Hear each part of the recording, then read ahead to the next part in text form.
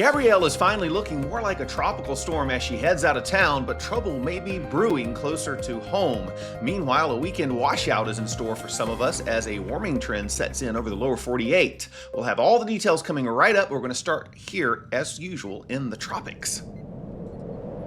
Happy Friday, folks, and welcome into the channel. I hope it's been a good week for you. Jason is my name. I don't know what your name is unless you tell me in the comments below, but I'm glad you are here, and I'm glad that we are coming up on another weekend. We've got the weekend forecast over the lower 48. We're going to take a look at the long range, and then we'll wrap up by looking at space weather. Meanwhile, I'm going to test your weather IQ, so stay tuned for that. But right now, we're going to take a look out here in the tropics. We've been tracking a tropical wave that eventually turned into Gabrielle, and there Gabrielle is right here in the dead center of the Atlantic, and it is looking to move off to the northwest pretty soon and then get on out of the picture over the course of the next few days. Winds at 50 miles per hour, max sustained winds, and is moving to the west-northwest at 12 miles per hour. There is another tropical wave that has emerged off the coast of Africa. It's going to get into this little yellow zone here. We call this a lemon, and there is a 20% chance of it developing over the next 7 days. But conditions are only marginally favorable for that, so not really expecting a whole lot to come out of it, at least in the near term. Meanwhile, Gabrielle is forecast to turn eventually toward the north and then toward the northeast and head out of the picture. Almost every single model and ensemble member is pointing to this scenario, so I think we can breathe a sigh of relief for sure in terms of folks along the U.S. coast. Even Bermuda, it looks to pass to your east. That is good news. Strength looks to be marginally stronger over the next 24 to 48 hours, and then maybe peak into Category 1, maybe Category 2 status, but it's going to be turning extratropical fairly soon as we get on out to the day 4, 5, 6 time frame here, folks. But in any event, it's going to only affect fish. And that is good news for us. There it is. Look at this. You can see the low-level circulation right here. You can see that spinning there. The convection is displaced over here toward the north and east, and that tells me that we've got strong wind shear coming still out of the south and southwest. So that is not conducive to strengthening. That shear should let up a bit, and as the system turns alongside of that shear, or goes in the same direction as that shear, the effective shear will drop a bit and allow it to strengthen some, but in any event, it's not going to harm anyone as it looks today. Now, down the road, though, we've got a little bit of a different story here, and we're going to take a look here at some of what the models are showing. Got conditions out in the tropics over the next several days that are just not going to be all that favorable once we get beyond, say, 48, 72 hours, something like that. We're going to see a background forcing state where we have sinking air again, and that'll put a lid on things for a little bit, potentially. But look at this. The GFS model, we'll run this on out. There goes Gabrielle way up here. We're going to take a look at a couple of these models just to give you an idea of what's going on.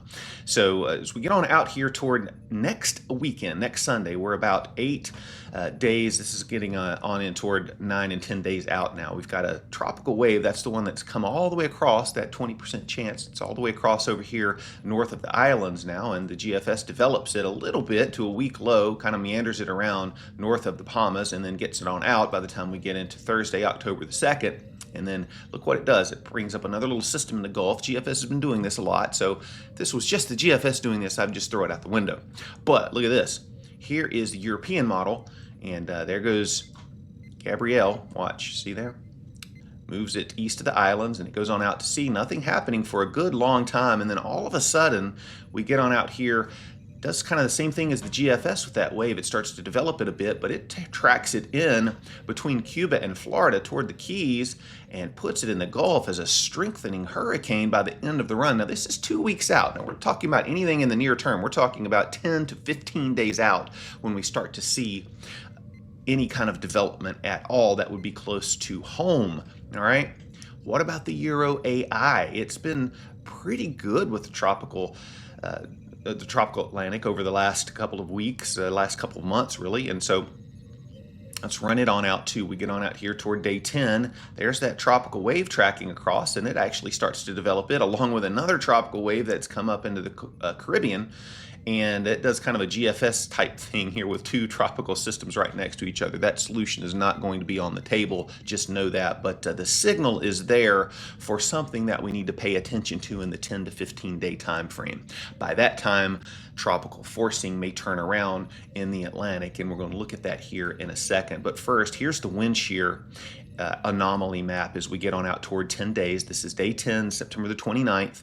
And you can see here in the Caribbean and over approaching the islands, favorable shear. Still got some shear here with a, looks like the westerlies or stalled front or something here along the east coast of the states. And as we're going on in time, that lessens a bit here in the Gulf. But anything that gets up into that will be blown off back to the north into the east. But in the meantime, we've got a background that could potentially support some type of tropical development in here as we go on in toward the 10 to 15 day time frame here.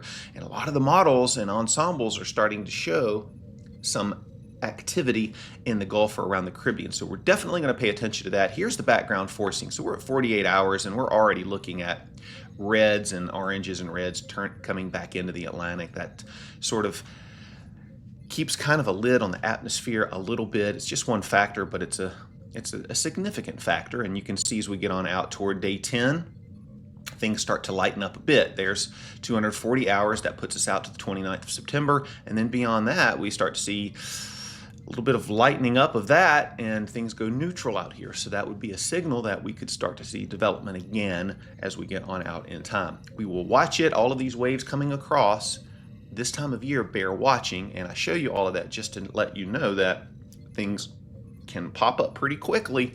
And as we get on into the 10 to 15 day time frame, out toward the beginning of October, we could start to see a more favorable environment here off of out into the Gulf and the Caribbean off the southeast coast. So we're going to watch all of that, just keep you in the loop on it in terms of what I'm looking at here as well. So that's your tropical update for today. Nothing imminently going to affect anyone.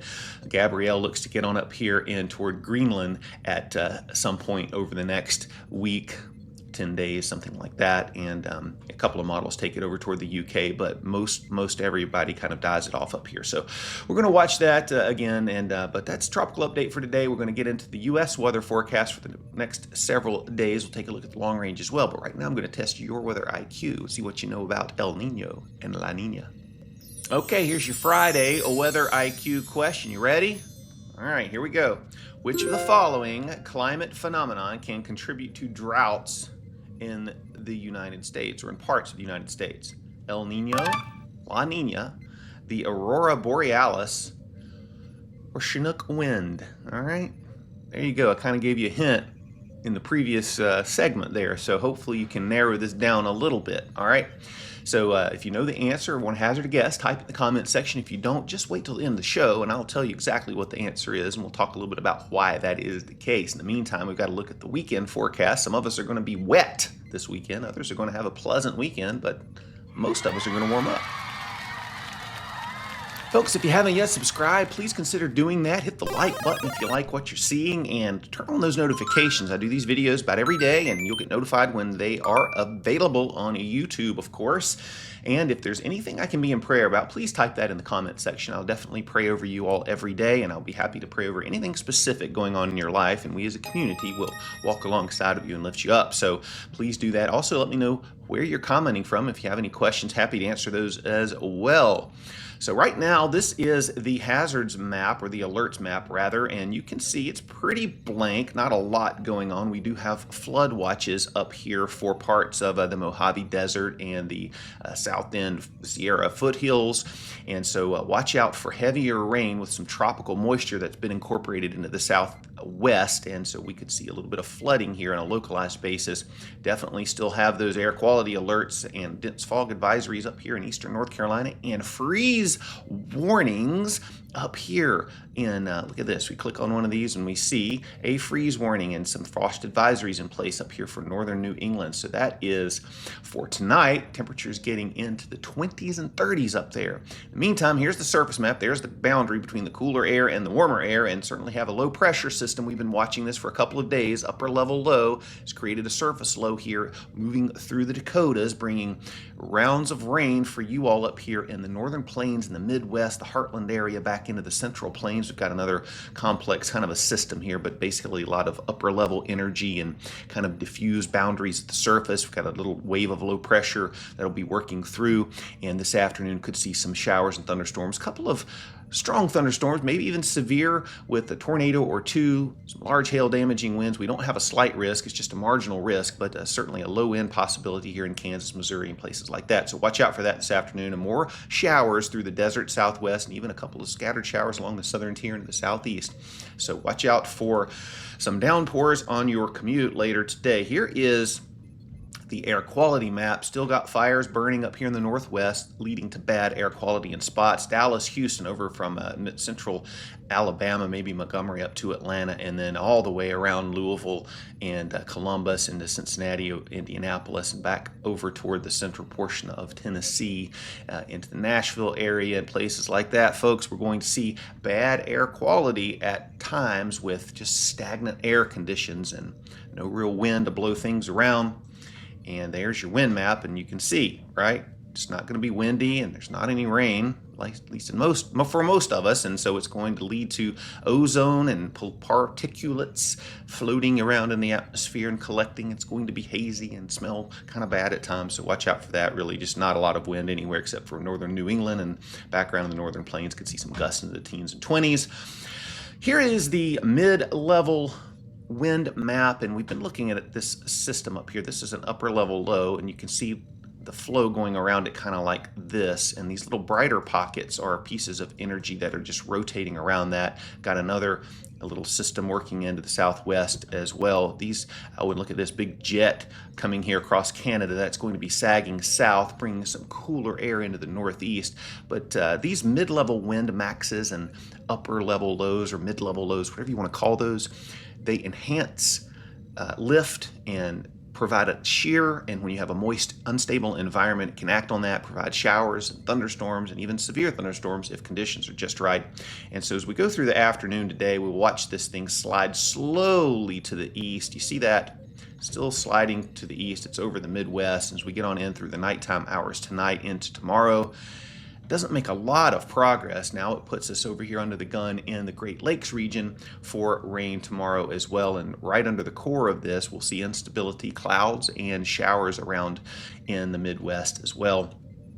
And then as we go on through Sunday, we still have that general troughing in the same area, although it's migrating very slowly to the east. So it's going to be an unsettled weekend for parts of the upper Midwest into the Great Lakes and the upper Ohio Valley.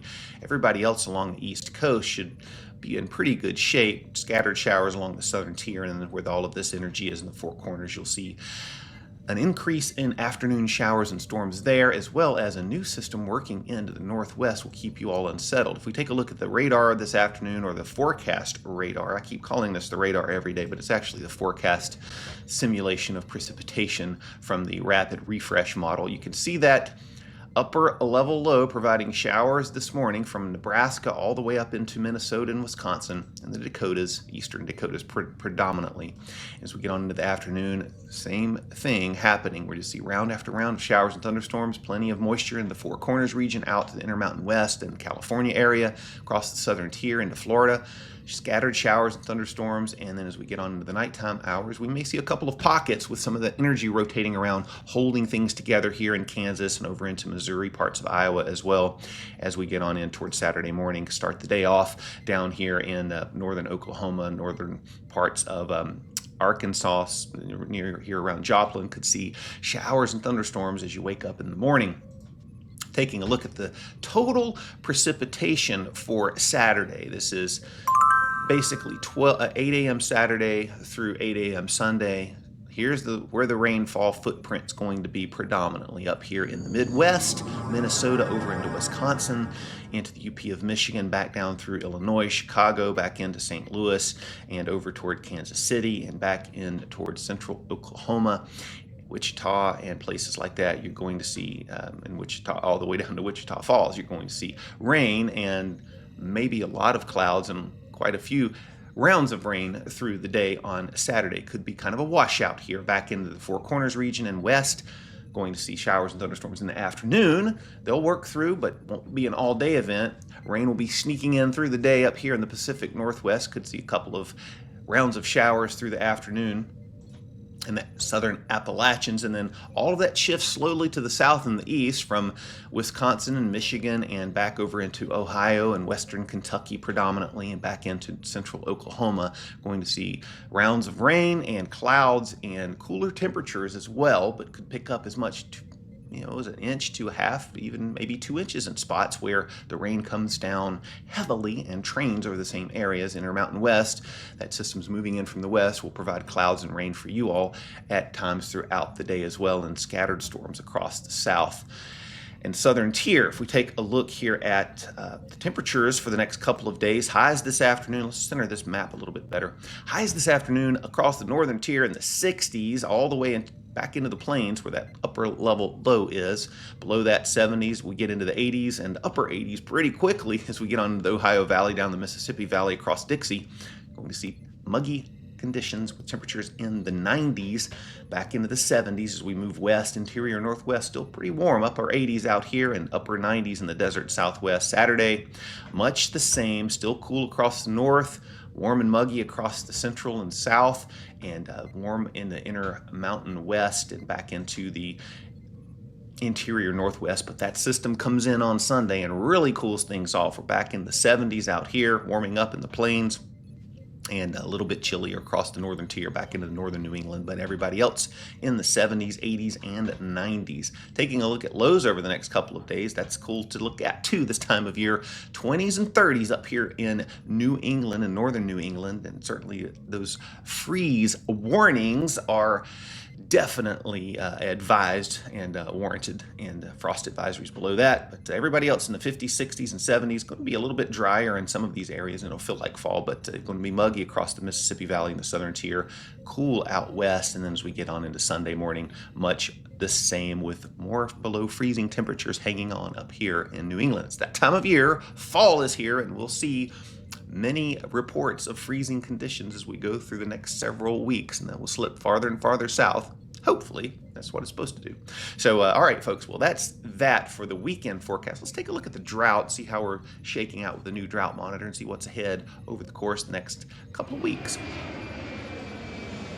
The drought monitor is getting drier as it is monitoring more and more drought, particularly along the East Coast. We're not in drought conditions yet, but certainly abnormally dry, and definitely increasingly dry as we move forward in time with very little rain. Certainly New England down to the mid-Mississippi Valley is looking at dry conditions being more and more prevalent, but some of this rain over the next couple of days will certainly help that, and some indications in the long range we could get some relief in this area. Out here in the west, not a lot of relief except for maybe here in the Four Corners region over the next couple of days with some of that tropical moisture from Mario. That could help us relieve some of these conditions, and then that new system working in will provide a little bit of rain, but not anything massive in terms of big rainfall totals, and we don't want to see anything like that come down all at one time anyway.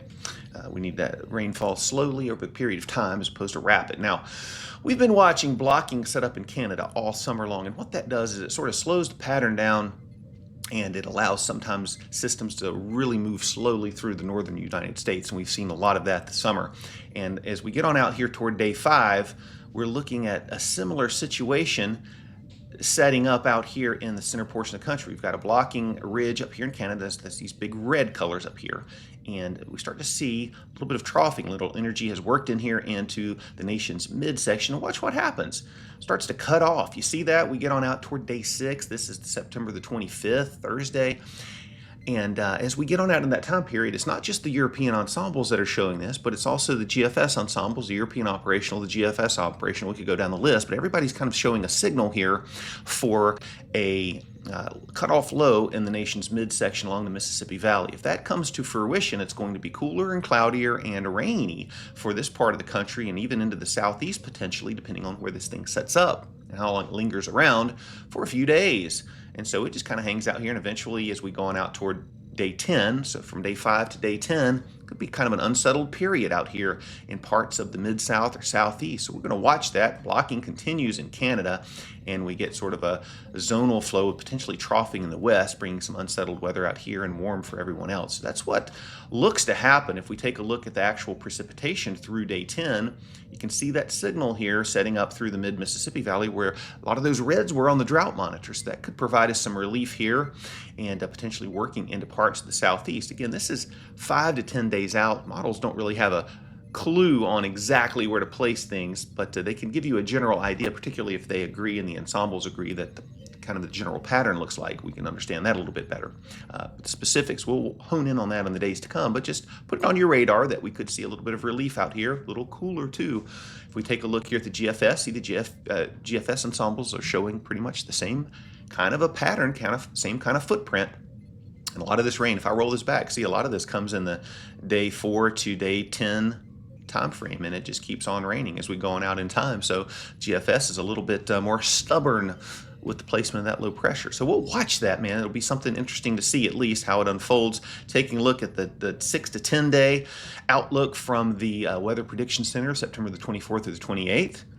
They've got the signal for this upper low cutting off because there's a lot of agreement with it. So we have higher chances of above normal precipitation in the east and southeast, and then also in the west we start to get more troughing back in there. We'll see energy work in from the Pacific, above normal predominantly for Alaska and Hawaii.